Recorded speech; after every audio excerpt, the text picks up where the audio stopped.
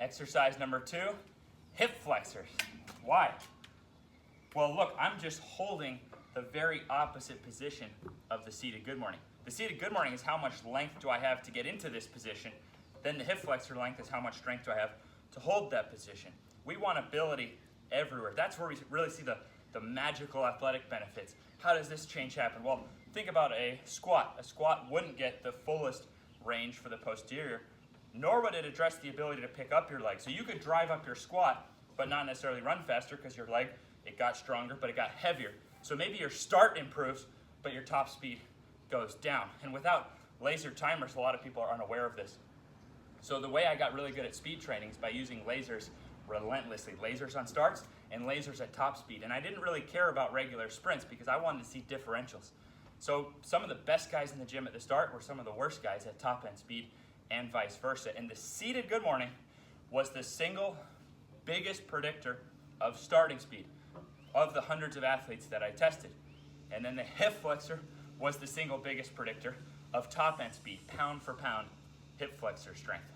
So this has progressed. In zero, we work on different L-sit stuff, so you don't even need any equipment. You can start just getting used to handling your own leg. But isometrics and stuff like that, I think it's a good starting point, but then we want to get into motion. We want that eccentric load. So 20 reps, and I'll pop them off here because getting 20 reps, just to show you an example, this is 20 pounds, so this is more than 10% of my weight. 10% is the standard, getting thigh above parallel. And I don't even, and notice the back knee. The back knee's not bending, the back glute is flexed, so you even get some secondary effects. Every time you're at the top, boom, right there, you don't realize it until you're done. A lot of guys who have started doing this now start feeling their glutes when they're sprinting. Is it from the glute effect of this, or is it because, look, if you have a weak hip flexor, when you're running, you're not even gonna get to that full extension when you sprint. So it's a chicken and the egg kind of thing.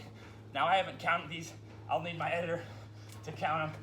I just want it to go to the point where you can see, look how safe this is. So one thing that's awesome is even if you haven't trained your hip flexors with the same intent as your squat, like if you want to run fast, okay, train your hip extension, but train your hip flexion with the same intent. You get what you ask the universe for. If you don't ask for stronger hip flexors to keep up with your own power, you won't be able to maximize your speed. The hip flexor size, that's your number one difference maker between regular humans and elite sprinters. You can catch these guys up fast because notice I went to failure safely. Whereas on other exercises like the seated good morning, for example, it's more of a patient process. Seated good morning and squats, it's a little more patient. It's not as safe as doing this. And remember, everyone can start. My mom's working on these like this. Woo. She works on them like that. So everyone can start it. The hip flexors are trained throughout the ATG system, and we do it because we don't just want the posterior, as we showed in exercise number 1.